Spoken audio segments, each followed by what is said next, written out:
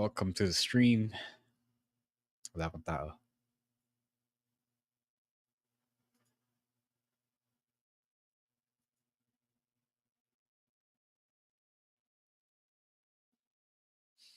Ayan, hello? Yeah, you're here. No one else is Yeah. here.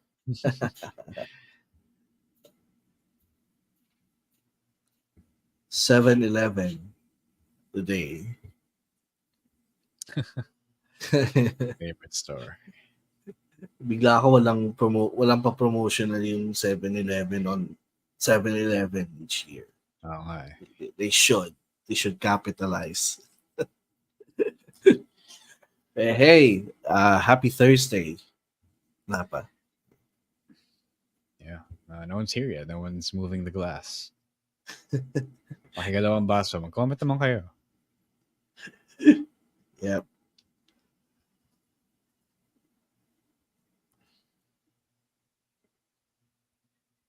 Let's go. Let's go, y'all. Yeah.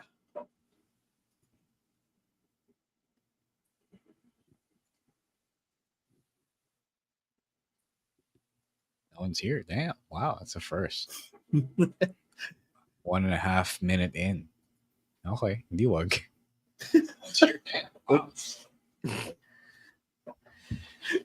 Maybe they're just biding their time. Oo nga eh. Ano ba nang inaabangan niyo? So, first. Yeah. I see 2 or 3 Ayun, people. France, let's go. France. What's up, France? Jasper. Of course you're the first. No, it's okay. It's okay. France, what's up? It's aight. Ayun, Bruce, what's up? What up, Bruce? Father Bruce. Hindi, wala. Late ka na. Glendale. Di ba Glendale, nasa ano ka? Nasa ibang bansa ka ngayon? It's Taiwan siya ngayon. So it's Yeah, he's watching us in the same, outside he's in the same of the time. Yeah. Hey, what's up? 6 people on stream.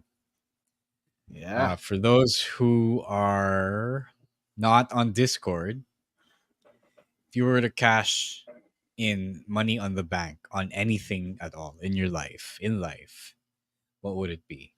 What would you cash in for a clear win? Clear win ba? Yeah, so I said on the Discord that I would cash in on the ownership of the SM Prime Holdings Incorporated to change the culture. All right. Alam mo ikaw, Emil, parang galit ka sa pera eh. Wala, di na nila tayo sa sponsor. Sige ka.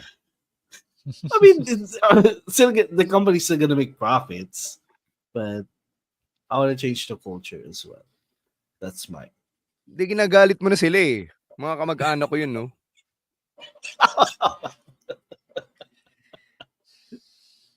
Hi, Ina. Welcome back. Welcome back. Oh, we've been missing you on the stream. Yeah. Hello, Ina. Ina.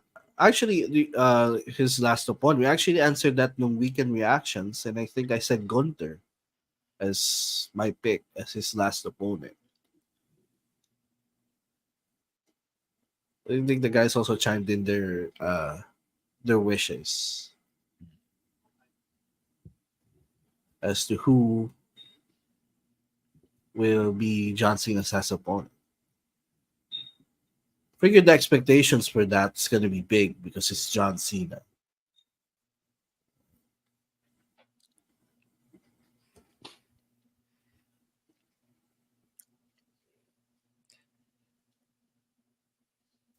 Okay.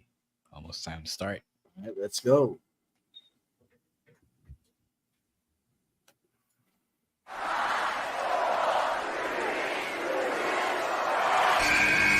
Who's ready for story time? What's going on? This is Xavier Woods, aka Austin Creed. Let me talk to him.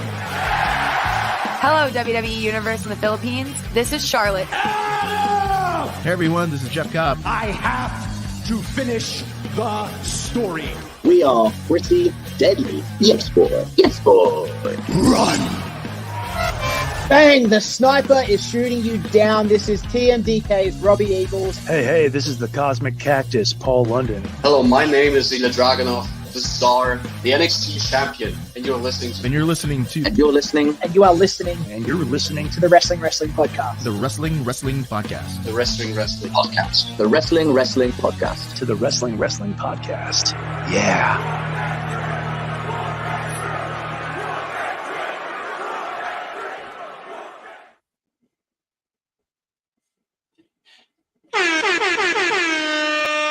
You are watching and listening to the longest-running weekly episodic Filipino wrestling podcast. This is the Wrestling Podcast. Stancy, Romoran, Emil Nate, all checking in on a regular Thursday live stream. Good to see everybody back. Good to see everyone checking in for your usual wrestling talk.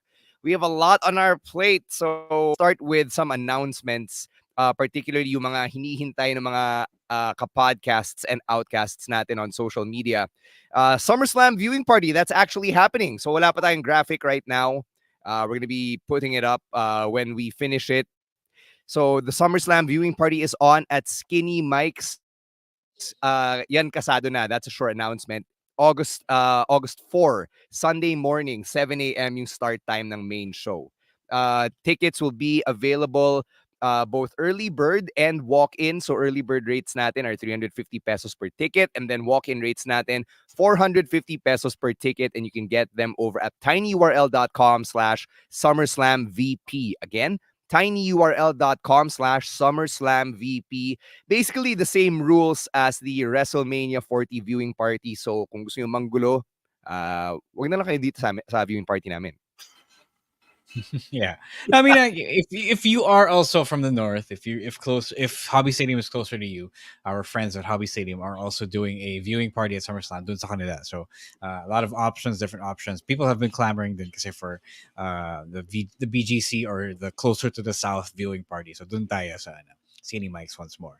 But please, guys, please arrive early for the show. You guys are all wrestling fans. You guys are WWE fans. You guys know what paano yung kalakaran pag PLE mornings. Don't come late. Don't act like you're not gonna you'll be having a table all morning if you're not there. Yeah, first come first serve yung tables ha. So just because you bought an early bird ticket doesn't mean na reserved yung ano. We'll be working with the bar to ensure a better experience. Pero all the same, whether it's first come first serve or not or reserved, please come early. The show starts early, guys. You'll be missing out if you don't come early. Oh, mas maaga na ngayon. 7 a.m. start time na actually for the rest of 2024. At least for the shows na nasa US. So yun, just so everybody knows. All right. We've got another event going on around the same time, SummerSlam weekend. Ito, on the eve of SummerSlam, we've got a WWE 2K24 tournament that we are mounting alongside our friends from Everybody's Toys and Collectibles and Hobby Stadium. So gaganapin siya on Saturday, August 3 at Hobby Stadium at 7 p.m. And we're looking for a minimum of 8 players, pero pwede ring 16 players. And then we can have a lot of fun. We've got a bracket system going on. Yung entrance fee natin, mura lang, 500 pesos. If you want to watch, it's 300 pesos. But we'll make sure to make it worth your while kasi marami tayong prizes. So we've got prizes for the winners. We've also got raffle prizes for all of the people who want to watch and join us sa WWE 2K24 tournament natin. Again, it will be at Hobby Stadium, August 3, 2024. 7 p.m. That is a Saturday night. It is the evening before SummerSlam. For more details and for the tickets, you can go to Everybody's Toys and Collectibles on Facebook. Nandun yung link to buy your tickets now. All right, very timely tong comment ni Andrew Rio. Let's get to some happy row noises para malaman ni Andrew kung saan makakapanood ng wrestling ngayon. Saan makapanood ng wrestling ngayon na live? Blast TV, www.blasttv.ph. Unfortunately, sa internet lang siya. So if you're looking on cable, this isn't the best option. Pero dito talaga, live Raw, SmackDown, NXT on the day, on the morning, Tuesday morning, Wednesday morning, Friday morning for Raw, NXT, and SmackDown respectively. Diyan lang. Diyan lang ang legit. Diyan lang ang updated. Diyan lang ang live. So, libre siya for Globe and converged internet subscribers. For everyone else, 179 pesos a month. Yes, may konting bayad na kailangan, pero maraming ganap, maraming content, maraming papapanood sa Blast TV. Pretty soon there'll be NBA, there'll be NFL, there's football as well. A lot of other stuff. The USA exhibition, the Winter Games are up as they practice for the Olympics, for the Paris Olympics this summer. So maraming ganap, maraming mapapanood. So doon na kayo sa Blast TV. Legit to, mura lang, murang-mura lang. Wala pa siguro yung presyo niya is isang meal in a day. So kayang-kaya niya. Yeah. Actually, may cable naman, yung Tap Sports. Yung Tap Sports is actually a cable channel. So, pinapalabas naman live doon yung Raw, NXT, and SmackDown. Okay? Pag event, yung mga premium live event, wala sa cable yon. Okay? Yun lang sagot. Wala sa cable. Nasa Disney Plus. Yun pa rin ang sagot. Disney Plus. Kung ayaw nyo na sa Disney Plus, hintayin nyo na matapos yung 2024. Alright? Last plug here. Emil, let's tell them about Patreon. All right, so we've been doing this pod for 10 years, and if you want to support the pod and just continue, let us continue what we're doing here. A place to do that is by supporting our Patreon. It's patreon.com/wrestling podcast for as low as $5 to 280 pesos kasi tumataas yung value ng or bumababa yung value ng peso. So it's konti lang na idadagdag, but still it's worth it because you get to experience all the benefits. Of course, you got a Discord where if you are a patron, you will have the chance to add some input on our shows kasi we started this thing where we would ask our patrons what would they like to hear, or they would ask us questions to answer on the live stream or on the audio only recording. So also aside from that, you get to have conversations, some good conversations alongside us and among the Wrestling Podcast patrons as well. You get also some review content from the weekly wrestling shows, courtesy of all of us at this point. I think most of us write some review content, and also you'll get some preferential rates on the pasabays we do. We're actually opening one again for July, right? If you want to get your authentic wrestling merch, you can do that via us and via the Patreon program. And again, like I said, this podcast has been running for 10 years, and it's not going to be possible without your support. So again, it's patreon.com/wrestling podcast for as low as $5. All right. Let's start with some wrestling talk. From outside the ring muna, meron pasabog pagising natin kaninang umaga. We all learned that Stephanie Vaquer, who was with CMLL, has also appeared in New Japan Pro Wrestling. She was in Forbidden Door. Kalaban siya ni Mercedes Moné for the New Japan Strong Women's Championship and the TBS Championship just a few weeks ago. She's now going to NXT. Shawn Michaels himself tweeted, "Welcome to the WWE family, Stephanie Vaquer. See you in Orlando." So this is pretty huge, even though for a lot of us, we probably didn't even know the name Stephanie Vaquer when 2024 began. So, Emil, what do you think of this update? This is sobrang bilis ng mga pangyayari kasi 2 months ago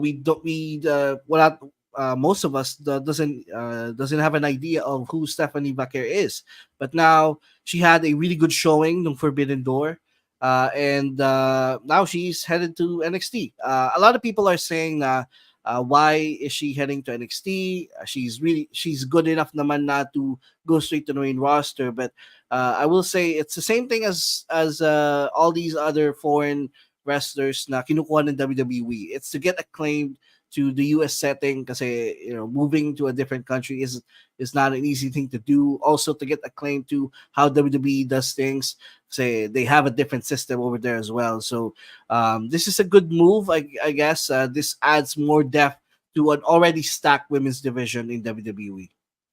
Mhm. May bago na namang kikilalanin si Ninang Abby eh. Pinapahirapan niya siya eh. Sino na naman to? Sabi niya. No, Stephanie Vaquer is good. Yes, people, Emil nailed it. She has to go to NXT because it's a different style, it's a different ball game, and she'll be she'll be able to ball out to NXT, and she'll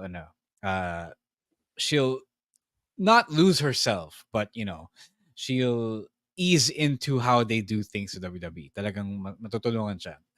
People have to stop asking why this or that person has to go to NXT. Although I will blame Jacob Fatu for this, and the Tongans. Kasalanan nila to eh. So yeah, but yeah, you're right. Emil's right. Everything Emil said is correct. Mm-hmm.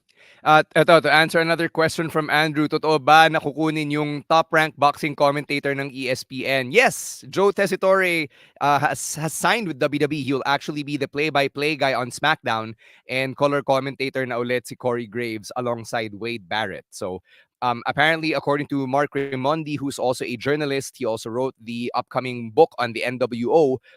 Joe Tessitore is apparently a huge wrestling fan. So if he's a huge wrestling fan and he's an acclaimed commentator in combat sports, about like boxing, then it might be a good fit. So tingnan natin starting this week on SmackDown how that fit's gonna sound on air. All right, more stuff outside the ring. Last week, nag-drop sa WWE YouTube channel yung documentary on WrestleMania 40. It's called WrestleMania 40 Behind the Curtain. And the biggest thing to come out of the documentary is this meme, obviously. So let's break it down here. Ro, you had the loudest snicker as this meme came on screen. God, everything DJ does. Parang you should fire his whoever is running PR for him because I think whoever is running PR for him talagang di natuto na coming out of the documentary looking like he saved WrestleMania with his benevolent gesture of giving Cody Rhodes his main event back. Talagang gagawa siya ng memes. It's gonna come out with memes. But it's funny. People have been using this documentary to justify headcanon. Okay, this was a work from the beginning that WWE wanted to piss us all off with Cody and then have the whole thing be saved at the end of the day. Tapos they'll look like such heroes for creating the problem in the beginning. Tapos gagawin ng solusyon by giving us the main thing that they built up to in the first place. This documentary fueled that fire. Pero wala, it's really just dumb. It's if you're one of the persons who think that if you're one of the people who think that this was all a work from the very beginning, you are really just coping here. I'm sorry to say that you are just really coping with the fact that they did a dumb move and they were able to patch it up. But the move was legit. The move was a shoot work, and I'm sure Mr. DJ here. I know he wanted to get his own way and have his own main event. Talagang he had to. He really just had to come out after the fact and make him pabango ng sarili, di ba? Para hindi halata na siya yung may kasalanan ng lahat ng to. I mean, it's so obvious. It's too dumb to have been a work, eh? Because if it were a work, it would follow logical sense. It would follow narrative sense, but it did not. Kaya it's too dumb to be fake. I can see through the bullshit. Is all I'm saying. Like nung pinapanood ko to,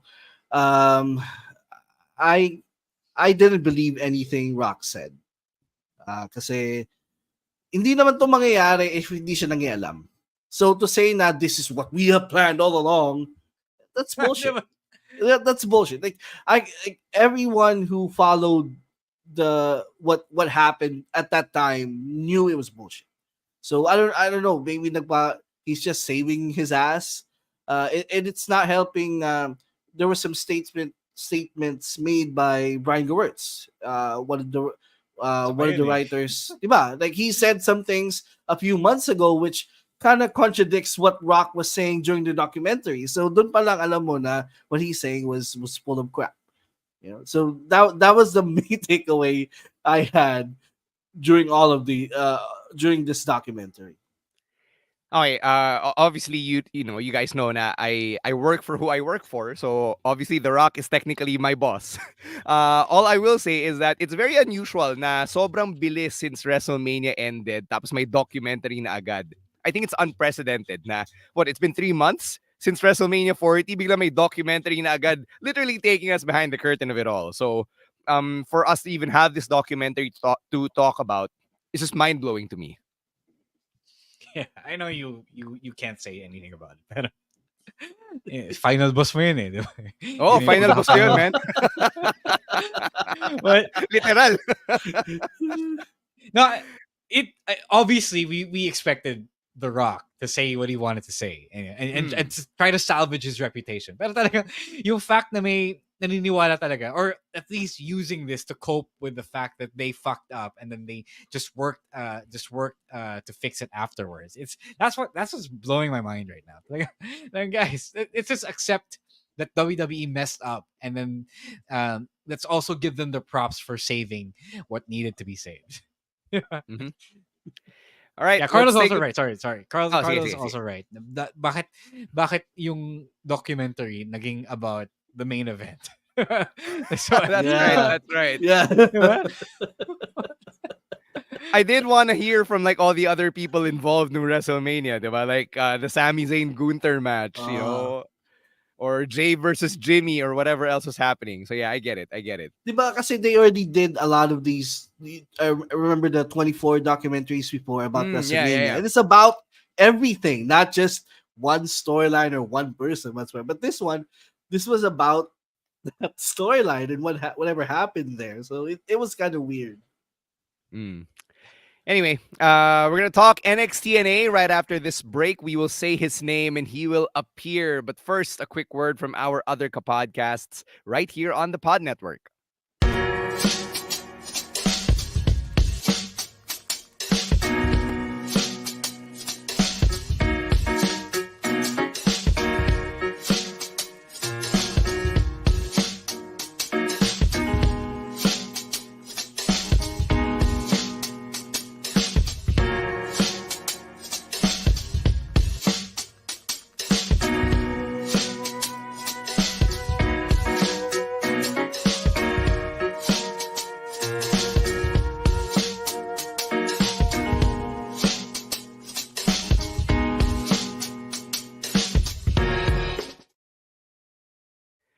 All right, let's talk NXTNA. And I think at this point, we can keep calling the show NXTNA because of the crossovers, which I'm loving. I'm really enjoying it. At the end of Heatwave, the very final thing we saw was Joe Hendry. And then all throughout the episode, napaka-heavy-handed no references to Joe Hendry. Like Vic Joseph literally quoted from London to Paris to Tokyo at some point on commentary.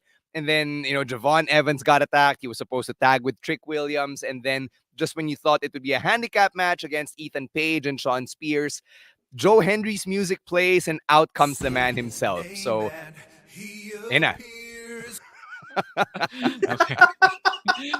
Okay, Jasper, masyadong excited eh. Oh. So, what did you guys think about Joe Hendry being in a full-ass match this time around on NXTNA? It was good. The last time I saw Joe Hendry wrestle was against All Odds, and I didn't like his match then. So buti mas okay to. And all he did was a hot tag, so it was easy. I don't know what this means though. Does this mean Ethan Page denied denied Trick Williams' ask for a rematch though? So is he gonna be the next? Is Joe Hendry gonna be the next contender? I would think that that's what the implication was, diba? Kasi binalik siya, diba? And he had such a prominent spot on the show. So I'm not all the way seated on the bandwagon like everyone else is, but it's hot. So it is what gets viewers to NXT. Ito yung version nila this year of stalking NXT with the main roster talent. This time it's stalking NXT with TNA talent. So as somebody said on Twitter, TNA is more over on NXT than it is on TNA. So yeah, I guess this is the world we're living in now. So congrats, Joe Hendry, for taking over TNA NXT. Mm-hmm. Yeah, there's a saying, no, you got to give the people what they want, and what they want is Joe Hendry. Like, it's been very obvious. I love na it still came at a surprise, even though they teased it the entire show, even going all the way back to the ending of Heatwave. But I will say there's a lot of people who was not satisfied by the showing. Like, people are saying, "Oh, is that it?" But but to me, it's irrelevant because he's over. Like, he got the people to react so much throughout the match. Like, he doesn't need to do much in ring to get the reaction, and that's not necessarily a bad thing. Like, the appeal of Joe Hendry is his gimmick. Like, he is No, the it's the song. It's just the song. it's The appeal also of Joe his Hendry is on the gimmick. song. No, it's Like, not. It's just a song.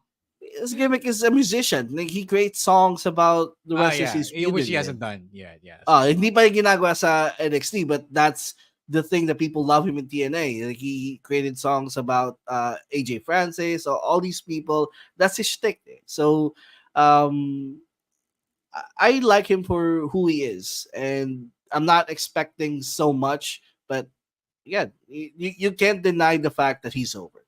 He's Yeah, over. He like yeah. WWE social media has really pounced on it. Like, they've created so much content out of Joe Hendry's appearances. They're really milking it for what it's worth, which they should. Diba? Kasi they're investing in this guy. They're investing TV time and whatever capital they have on Joe Hendry, and rightfully so. So I love what's happening here, and I'd want to see more of it happen. And speaking of more NXTNA, you got the Rascals appearing on NXT and reuniting with Wesley, the former Desmond Xavier. Tama diba? That was his name on TNA. Yeah. Yep. Yeah. Yes. Yun. So Zach Wentz, FKA Nash Carter on the left, Trey Miguel on the right, and they finally got Wesley to stop obsessing over the North American Championship. And quitting. And quitting, apparently. God. No, I like this. Hindi ko alam kung sino yung configuration of for the tag. I'm assuming they're going after the tag team championships. Well, no, they're Especially facing now- Gallus first. Oh yeah. Yeah, eventually kasi hindi naman natalo yung Fraction di ba? So I think that's the end game here. And obviously there's no expiration date on the NXTNA partnership, so they can do whatever they want and at their own time. So yeah, either MSK or any other configuration of the Rascals. But it's gonna be fun. It's gonna be fun. I do have to commend how well informed about TNA the PC crowd is. So that's pretty cool. It's pretty good of them na wala pang pumapalya sa mga nadadala ng mga I mean, Zach Wentz was on NXT just like 2 years ago. Yeah, yes, he is. Pero the other guy, Trey Miguel, I don't know if well, apparently they know him. Mhm. And he wasn't an entity here. He wasn't brought over from TNA back then.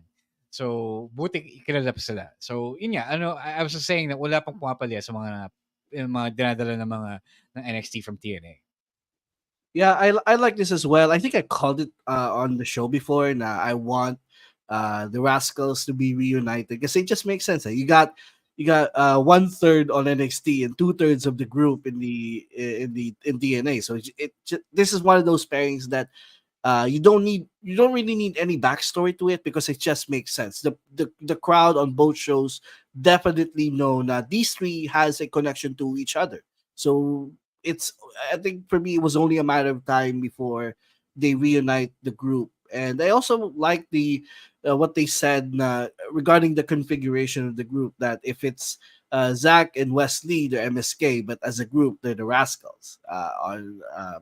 So yeah, I'm definitely looking forward to this. I mean, MSK was one of the teams na sobrang nasayangan ako na they released Zach years ago because of several controversies, but at least now there is a way for them to be back together, and can't wait for their first match against Gallus next week.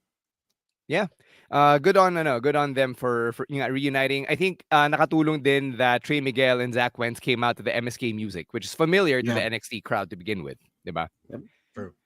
More TNA talk here. This is a patron question. Sabi nga namin, diba, one of the patron benefits is if you ask a question and we can talk about it, we'll include it on the podcast. So, Ro, sino nagtanong nitong next question natin? Siyempre si Franz, boss Hey. Franz from our Discord. So his question is, with all the NXTNA stuff going on, will it be a good idea for TKO Group to just go out and just really buy TNA from Anthem, which it's still doing.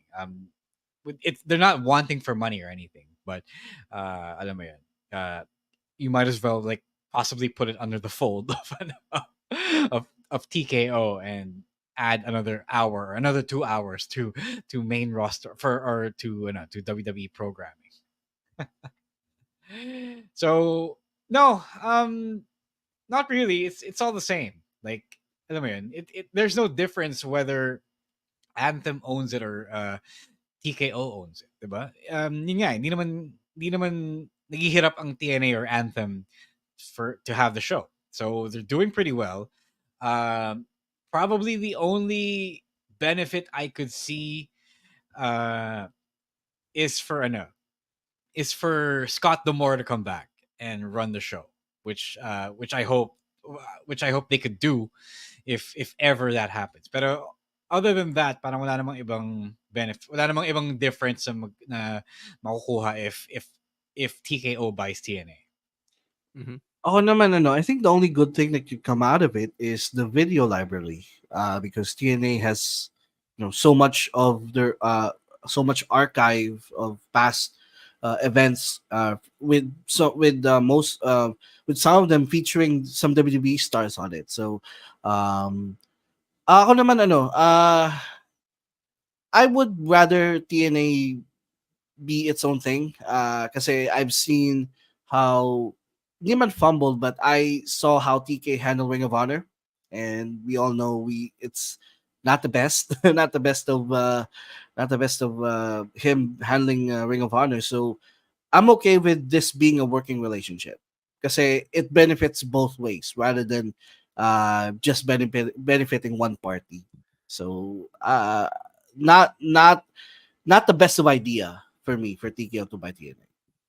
Yeah, I think the biggest thing here is the fact na sabi mo nga, Ro, based on what we know, which is not a lot, Anthem, the parent company, doesn't seem to be wanting for money. Hindi naman sila parang naghihingalo o nalulugi, di ba? And for as long as they can keep running TNA, then that's good, because that means the people who are part of the company are employed. That means they're getting paid. And if they don't need TKO to save them out of financial ruin, then and if this working relationship can continue as it is, then I don't think there's really much need for TKO to acquire TNA, diba? I mean everything seems to be good right now. Why ruin a good thing?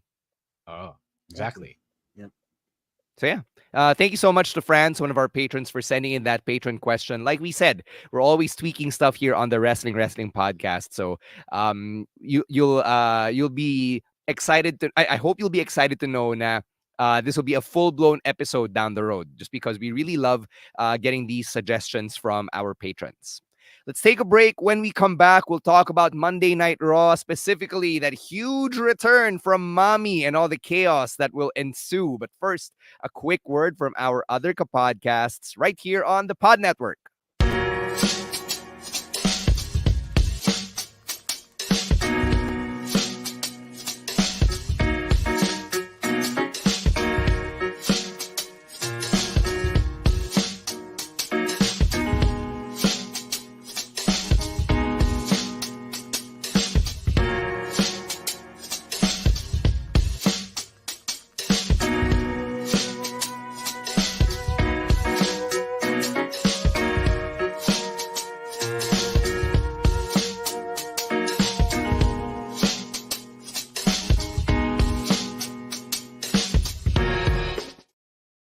All right, Mami's back. That's how we ended Monday Night Raw. Rhea Ripley has returned after 3 months, and Ish is going to go down in the Judgment Day locker room. So, I think my first question coming out of all of this is, was Damian Priest involved? Kasi diba, he did tease na, oh, I've got a surprise for Dom. And then, that surprise turned out to be the return of Rhea Ripley. So what do you guys think? Alam mo, galit si Rhea, but all she had to do was watch the show every week. Just watch the show to see that Dom isn't really messing with Liv that way. If you just watch the show and see that he's been resisting Liv this whole time, who has been really legitimately sexually harassing him, she would know that Dom has been pretty loyal, kayfabe loyal. So yeah, it's all really crazy. So it can't be. We are in year 2 of Triple H, and you can't tell me that Kevin Owens is still the only guy who watches the TV shows. I'm not gonna be surprised if Damian Priest actually had to do something with this, because for weeks he has been badgering Dom to do something about it, do something about it, do something about it. And sinasabi naman ni Dom na, yeah, I'll end this tonight, and then something happens. It doesn't end. So being as in story in canon right now, he's trying to be the leader of the Judgment Day. I'm not surprised if he made this call. Mm-hmm. With Rhea Ripley being back, and she did act as the de facto leader before her injury. What do you guys think will happen with the Judgment Day as it is? About Carlito being Carlito, the Judgment Day being very kalat. I don't know. I mean, the Judgment Day is working still as one of the most entertaining parts of Raw. So I guess they still haven't addressed the Carlito thing. Is he or isn't he? Diba? Is he in? Is he really in? Is he still on probation under In or out? under? Is he in or out? Oh, diba? So, and I mean, Damien Priest hasn't really addressed that, especially after the whole LWO thing, diba? So, ano ba? Is he set up siya? Meron pa rin ba siya? Ano ba? I want to see them address that first. But otherwise, obviously we are a far cry from the serious Judgment Day we had like a year or 2 ago. So, yeah. Ito na. As somebody said, it's a sitcom now, which is fine, I guess. But I don't think it's doing good things for Damien Priest. I don't know. Mm-hmm. I think papalapit na tayo sa breakup ng Judgment Day. And it's not necessarily... Emil, we've been saying that for the last year, bro. Yeah. But I think this is really it. Now we've been saying the exact same thing for the last year. But I'm pretty sure this is it now. Kasi there's no turning back. You already established that Finn has a problem with Damien. Gago, pag 2025 na ito pa rin, I'm gonna take this clip and put the Curb Your Enthusiasm music. Okay, Jasper, save this. Jasper.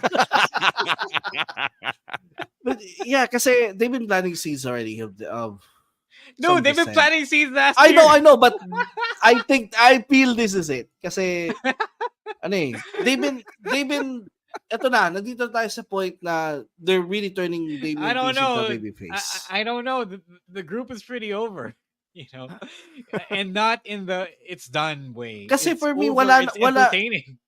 There's no more mileage to this group at this point. That's what I thought as well. And then they keep doing the sitcom thing. There's no more mileage to this. Like if di pa sila mag-break as of next year, yeah, you could do the thing that you said. But I feel like this is it. I've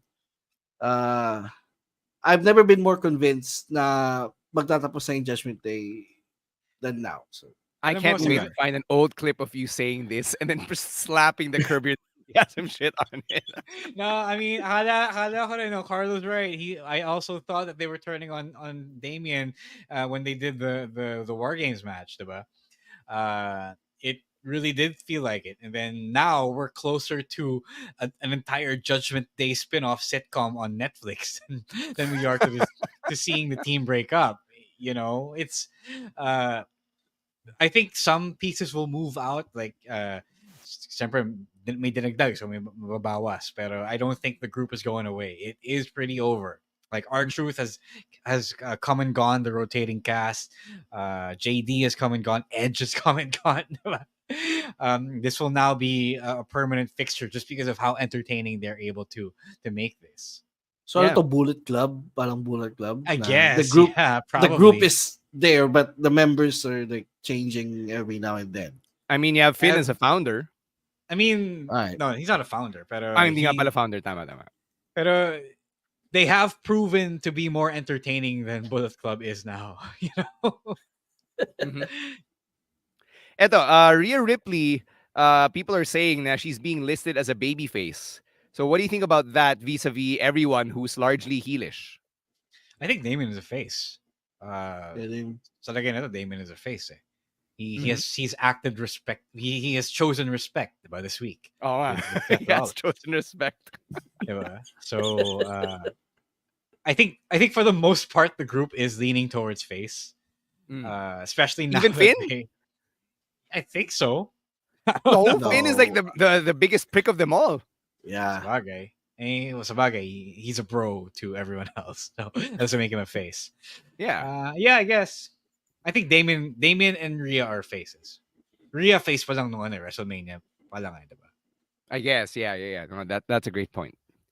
All right, more stuff from Raw. It looks like we're getting a triple threat feud for the Intercontinental Championship. Not sure kung sa SummerSlam to, but Ilya Dragunov has inserted himself dito sa Sami Zayn Braun Breaker feud. I mean, I guess you can telegraph it. Like, nobody really has pure intentions, right? Especially when championships are concerned. So, what do you think about Ilya and his role here in the Sami Braun story? Yeah, found a good way to it's Jason Jordan to add him in. He does need to be doing something.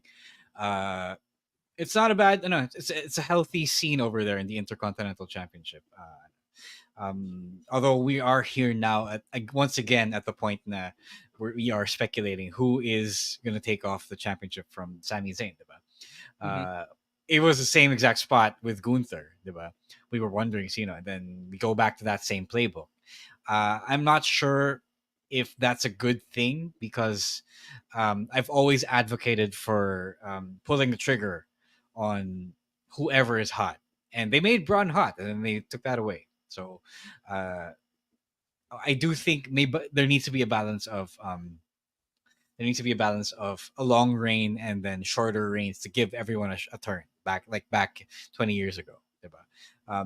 Ito kasi, if you put Ilya in and then he is going to be a contender for the championship, is that really a thing, or is that just a red herring to make the scene look healthier or more competitive than it is? Which is when the truth is, Sami Zayn is just able to find a way to beat everyone handily the same way Gunther did.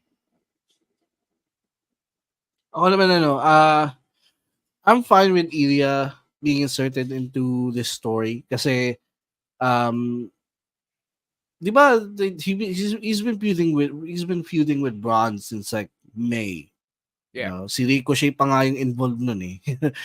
So he's been feuding with Ilya for a while. So maybe you could get the title off of Sami without pinning Sami, I guess. Like that's why Ilya is inserted in there. And then they can continue. The feud now goes to Ilya versus Braun eventually. So I think that's why they are shifting towards this direction. Because they want Ilya and Braun to be that, fight forever feud for the IC title for the rest of the year. All right. The more I'm looking at this picture, the more I'm loving this Ilya Dragunov shirt. But I can't wear red for the next year plus because of my lola's passing last year. So if you want to wear this shirt, may pasabay kami. Next week, we're going to open that run. So go ahead and follow the Wrestling Podcast on Facebook if you want to be part of that next pasabay run. All right, let's get to our next topic here and talk about this new faction that debuted on Monday Night Raw featuring Sonya Deville, Zoe Stark, and Shayna Baszler. Obviously, they're not going to carry the name that Team PCB once had that had to get scrapped when they found out na NSFW pala yung origins ng pangalan na yun. So, name this trio. I don't know. But They're I gonna don't give know. us the most out of context team uh, at some point. No, they'll So find a way. I'm sure they'll find a way. I do like this trio though. I mean, like Yeah, me yeah, too. jokes yeah. aside, Ako rin. we're I not like it. making fun of this group of any of these three wrestlers. I think this is a badass group. I find it funny na si Damage Control ang pinunturin nila. Like, we're sacrificing that. But this should be hot. This should be a hot feud. Sino face dito? Damage Control. Yeah, at this point, yes. I think. I don't know. I don't know. Wait, sino pa bang face tag team? Kasi parang not sila heel na eh. The Yeah, Casey's. yeah. But they're not a trio. So, Yeah. Okay. Well, they are if you put Lyra with them. Di ba si Lyra yung rest back nila? yeah, I guess. Yeah. But the thing here is, I think Sonya is gonna be more of a manager than an actual wrestler. Like Sabagay. she went in there, did some things, but I convinced that she's gonna be like, more of a manager than an actual competitor. Like it's kasi wala namang trios titles sa WWE. Eh.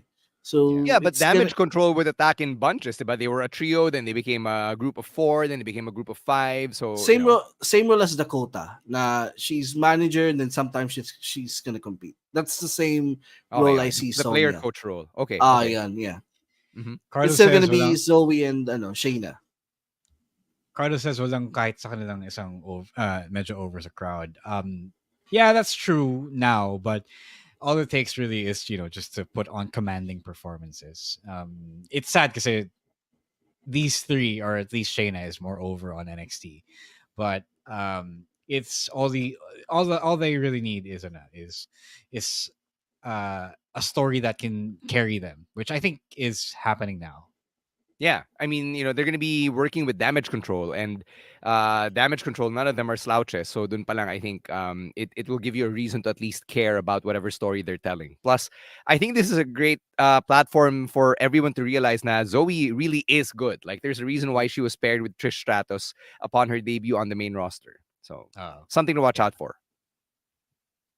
All right, let's finish out our Raw talk here with this little image from a backstage segment no Monday Night Raw featuring the Creed brothers in suits talking to Chad Gable. So ito na. This is happening. Ivy Nile's there, by the way. Tinatakpan lang siya ni Jackie Redmond in this frame. But Ivy Nile will be involved more than likely. Yeah, the classic Triple H storytelling device. We haven't seen it in a while, to be honest. So, buti medyo niretire na ng konti before bringing it back here. So, yeah, this is what everyone was rumoring. I mean, this is what people were expecting after the whole thing. So, it's finally happening. Sad lang na medyo na echapuera na yung the rest of the Alpha Academy. After having a pretty solid breakup story. Yeah, breakup story and spotlight on them. Now they had to be pushed aside for the Wyatt Six and then this. Yeah, this has been teased since Chad Gable turned heel, and now it's happening. And sila ba yung pang kontrapelo ni Chad Gable against the Wyatt Six? Probably. Probably, yeah. But, wala pa nangyayari dun eh. All they've been doing so far is are like VHS tapes, but nothing has happened yet in ring. This looks like this is going to be a faction war between Chad and the Creeds against the Wyatts. Mm-hmm. Emil, nauna pang mangyari talaga yung Creed brothers hooking up with Chad Gable as opposed to the Judgment Day breaking up. Oh, nga.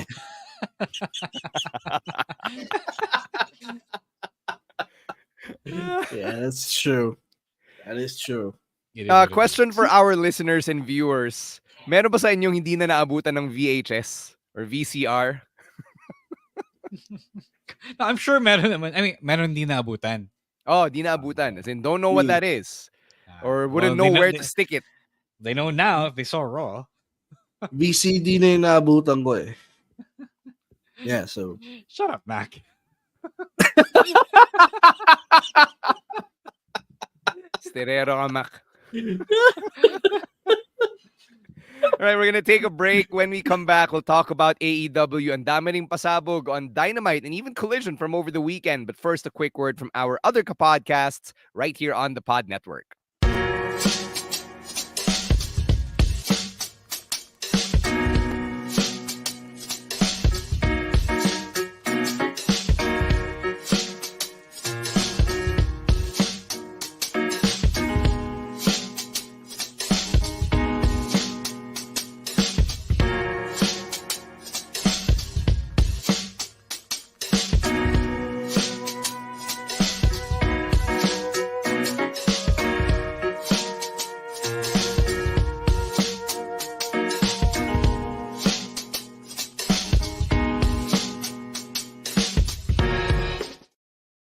Once again, we will start at the ending of Dynamite because for the second week in a row, we've got a bloody heel turn to end Dynamite when Mariah May won the Owen Hart Cup women's tournament and immediately turned on her mentor, Timeless Toni Storm, kasi sila yung magtutuos for the Women's World Championship at All In. So, ang daming nangyari. First, ang bilis, like out of nowhere, Mariah May just turned on Toni, even though people did say na this was bound to happen. And second, 2 weeks in a row, someone turns on someone and bloodies them up. The more I think about this, I knew that this was the end game because nobody does a big fan gimmick without the eventual turn at the end. Sure. Diba? But I would have done this mismong pay-per-view. I would have done this after their match, have Mariah win and then turn either win or lose and then turn on Toni. Because maybe you could say that she was planning it for the whole time, like she was worming her way into Toni's heart to get a championship match. Maybe that obviously that's why Mina didn't win when she deserved to win. But yeah, I it's not even about the fact that MJF turned heel again last week. It's just that talagang it would have made more sense after having a grueling match and then after a emotional loss or win, either of the two. Yeah, hindi ko gets Hindi ko gets yung idea na, okay, I won the tournament, yay, now let me turn on you, mentor. Diba? Hindi ko siya gets. Why would you do that? No. Yung pinapalabas nila dito from the minute or so since the turn was that Mariah is actually really psycho. So if that's the case, I can buy that, this came out of nowhere. That's but I guess if that were the case, then I guess this makes sense. But if it weren't the case, then I would have much rather have it at the pay-per-view. I think I'd prefer what happened earlier because it was out of nowhere. It was like Seth Rollins turning on the Shield. No one thought it was going to happen at that time, although there were rumblings of it naman before. But no one thought the turn was going to happen, but it did. And the shock value of this turn is 10 out of 10. And the brutality of it as well added to it. For me, this ang lumabas sa akin dito is she has been planning this for a long time. And this was the moment to pull that trigger. Kasi Toni Storm was so happy after Mariah won. So she was letting her guard down, and that was the perfect time for her to do it. That was my understanding of it. And sobrang brutal nung heel turn. One of the best executed heel turns that they've done in AEW. And I've known they've done a lot of these, but this one really stood out because of how brutal it is and how out of nowhere this turn is. Even though eventually magsasagupa rin naman sila sa All In eh. But I wish I could agree with you, Emil, but we literally just saw this last week. Parang, I mean, like, it doesn't stand out because it just happened last week with MJF and Daniel Garcia. And that's one of my issues with it. Na parang, bakit, ba't nila inulit 2 weeks in a row in the same exact spot at the very end of the show? That's fair. They had to. They just had to. I mean, I get it. I get what you're trying to say, but they had to. They had to do this for All In, and they also had to do MJF for All In. Wala. All It In just is 7 weeks away. They could have spaced it out. yeah, I guess, Yeah. but this also was the night of the Owen finals, so I guess MJF needed to take a Backseat. Yes. Yes. take a week or 3 off. I Exactly. don't know. Wala wala. It do be like that. Yeah. Speaking of MJF, ito na, pag-usapan natin siya. He appeared on Collision, he opened the show, and he said na he turned heel because the fans moved on from him onto favorites like Swerve and Osprey, which I actually like in terms of character direction kasi bumabalik yung pagka-petty niya and pagka-self-centered and egotistical ni MJF. So, I think that makes sense. It was a good follow-up to the big heel turn to end Dynamite last week. Yeah, I agree. What I liked about this is that people really did turn on him. Like I sana sinabi lang niya na ano, na you guys turned on me because I got soft, diba? Which he kind of did allude He to. did. kasi- He did say yeah, that. he did. Yeah, Because people were saying thank you, Joe, diba? Mm. And that's why I was actually on his side for this one. Because I did see how people were so quick to dismiss babyface MJF, and then so the paradox is ano, diba? Now that he's back to being an asshole, that's when people accept him. Diba? That's when people are okay with him again, and it is just a wild thing in modern pro wrestling. Kasi people think you're corny for being a good guy, and because people know you for being an asshole, diba? And he was right. He really did try. He became vulnerable. He had character development. He made new friends, diba? And Yeah. that was something admirable. And people just want to be entertained and want the entertaining asshole, and that sucks. I get what he was trying to say. The RD, the RSD, diba? And his ADHD, which he and Osprey both have. So it sucks as someone who can relate to him, but I also understand why this had to happen, and it sucks for me because to me, Maxwell Jacob Friedman isn't being an asshole. He's just really lashing out, and I don't know. Obviously, he's being an asshole because he's lashing out, but still, he is somehow justified in doing all this. He's become CM Punk. Wow. Yeah. Ako naman, when he turned heel last week, I thought, oh no, not the heel MJF again. Because for me, he was most interesting during his run last year as a anti-hero / babyface. Kasi nakaka-relate ka sa kanya eh. Like Ro alluded to just now. And I was afraid he's gonna lose all that character development because he's gonna go back to his shtick, which is a heel, which is personally for me, I grew tired of last year because he has so much. He puts in, I think, he puts in a little bit more effort in being likable because it's so easy to be a heel. It's so easy to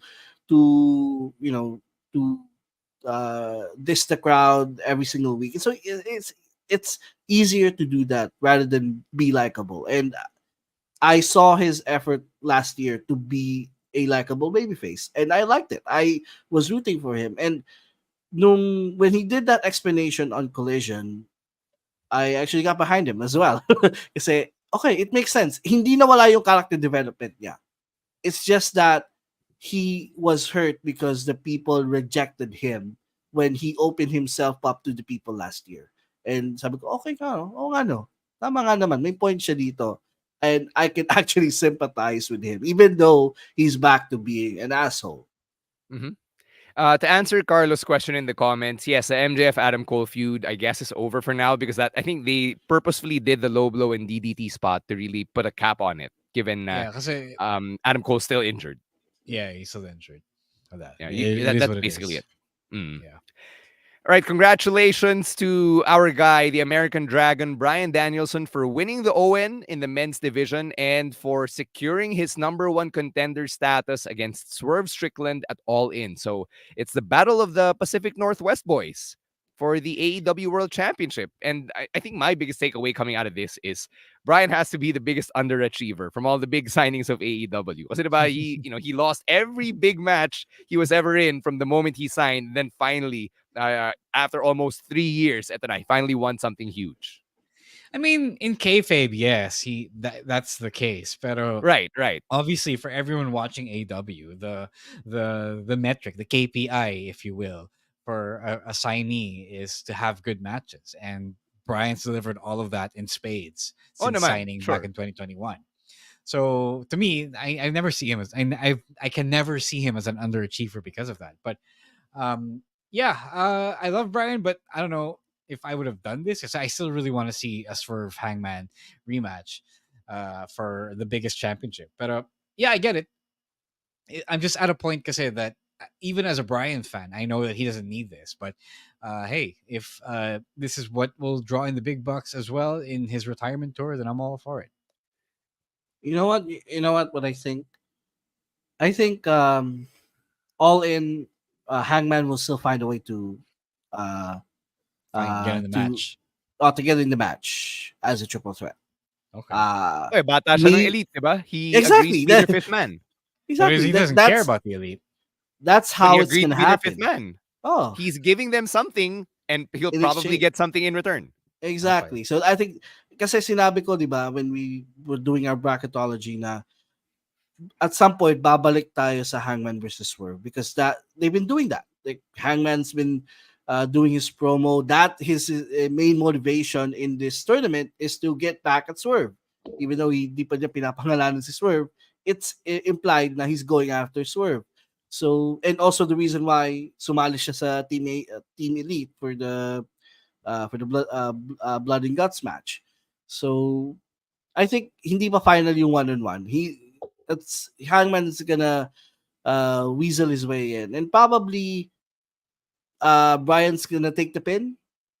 And either hindi ko alam kung sino man nanalo, but I think Bryan is there to take the pin, and again that yun yung magiging final match niya sa full timer. So I think it's only appropriate he takes the pin, and whoever wins the title will, and then they're gonna continue on with Swerve versus Hangman post All In. Yeah, I was actually gonna ask you guys if you thought na Bryan would have a chance to win the World Championship here. Kasi patapos na yung ano niya yung last full-time year niya, di ba?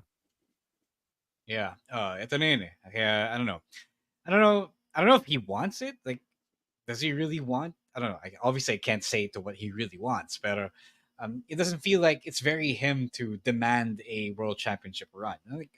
But what if AEW decides to give it to him the way they let Sting go out as tag team champion? Yeah. That's what I was getting to.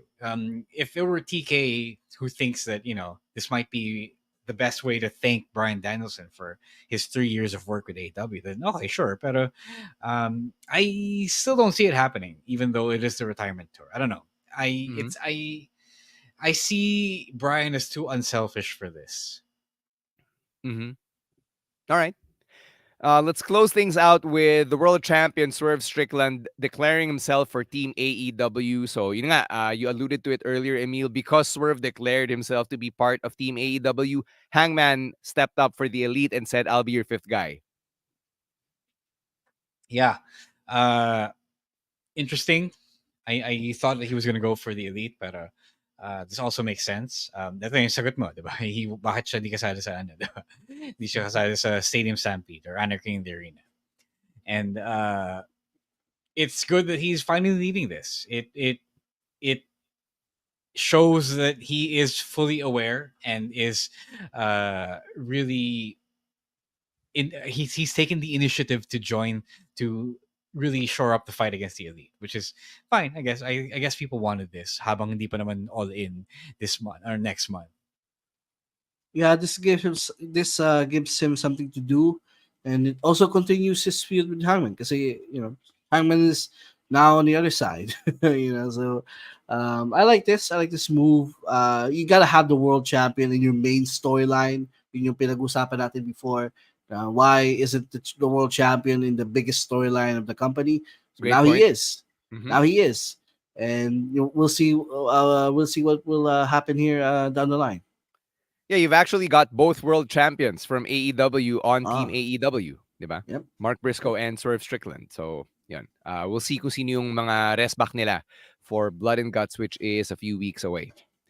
All right, as we wind down here, we've got an audio-only episode that we'll be recording. It should be up on your feeds by Monday. So thank you in advance to our patrons for contributing to yung mga pag-uusapan natin sa audio-only episodes. And in the meantime, we're going to let you know what else is going on over in our neck of the woods. Let's start with you, Emil. What do you have to plug? Naman, just follow the pod on all social media platforms, support the Patreon, and that's it. All right, Ro? No new episode of Unmasked tomorrow. Sorry, life got in the way, and we haven't been able to record last week or this week. So hopefully by next week, meron ng bagong episode.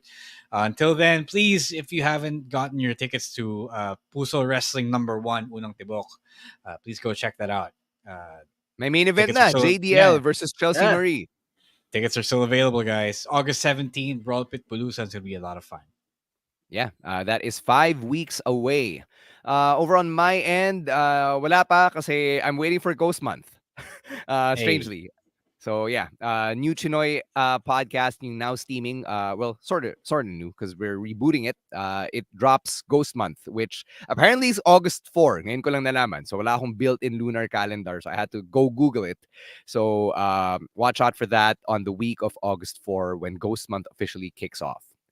Thank you very much to Babyface producer Jasper and everyone over at the Pod Network for everything that they do for us here on the Wrestling Podcast. We will see you guys next week for another live stream and for our other episodes like Weekend Reactions and Picks of the Week. And syempre, meron pa tayong mga ibang ganap like our July Pasabay, our WWE 2K24 tournament on August 3 at Hobby Stadium, and our SummerSlam viewing party over at Skinny Mike's on Sunday, August 4. But until then, this has been Stan C alongside Romoran and Emil Nate.